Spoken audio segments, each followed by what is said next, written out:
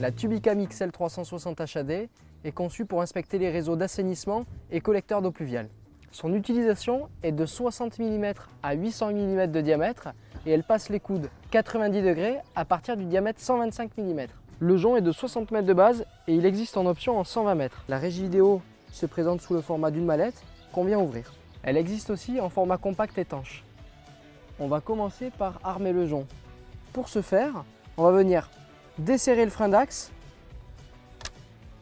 attraper sa fibre, la faire passer à ce niveau-là, puis dévisser la molette. On vient le fixer dans son encoche, on soulève le boîtier et elle vient s'enclencher. Puis on revient fermer et réinsérer sa molette de serrage. On va venir visser la tête de caméra au bout du jonc.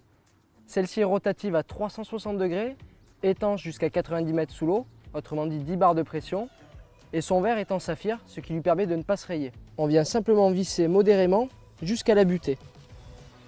On va venir brancher les cordons de liaison qui vont faire la jonction entre le touret et la régie vidéo. On va venir brancher le cordon avec 5 points au niveau du canal caméra 2 rotative, puis le visser. On fait de même au niveau du touret. Le câble à 5 broches assure la transmission du signal vidéo. Quant au cordon de 8 points, celui-ci permet de transmettre l'information de la distance parcourue affichée à l'écran, autrement dit le compteur métrique. Et on vient l'insérer au niveau du canal odomètre. On se reporte au niveau du boîtier odométrique. On va venir tourner l'interrupteur sur cam 2 car nous utilisons une caméra dite rotative. Il serait également possible sur le canal 1 de brancher une caméra axiale. Quant au cran vidéo, il permettrait de déporter l'image sur un autre écran. Le pack comprend 3 centreurs qui permettent de rehausser la caméra dans la canalisation, donc de 78 mm, 165 mm et 220 mm. Seul celui en inox est en option, qui permet d'avoir une envergure de 200 à 500 mm de diamètre. On vient ouvrir les volets d'écran, on va venir tourner le bouton sur on pour démarrer le matériel. Le matériel fonctionne sur batterie avec une autonomie de 7 heures ou bien sur secteur. L'interrupteur permet de travailler sur secteur ou en le basculant, de travailler sur batterie ou bien de la recharger. Lorsqu'on voudra charger le matériel, on pensera à tourner sur le cran charge. Le potentiomètre permet de réguler l'intensité lumineuse au niveau des LED pour s'adapter à la nature mais aussi au diamètre de la canalisation.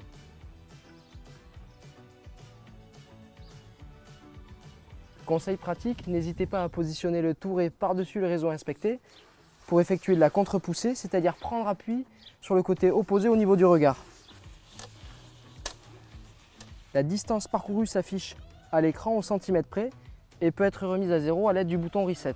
Il suffit de faire une simple pression dessus. Le joystick permet de piloter l'orientation de la tête de caméra à 360 degrés.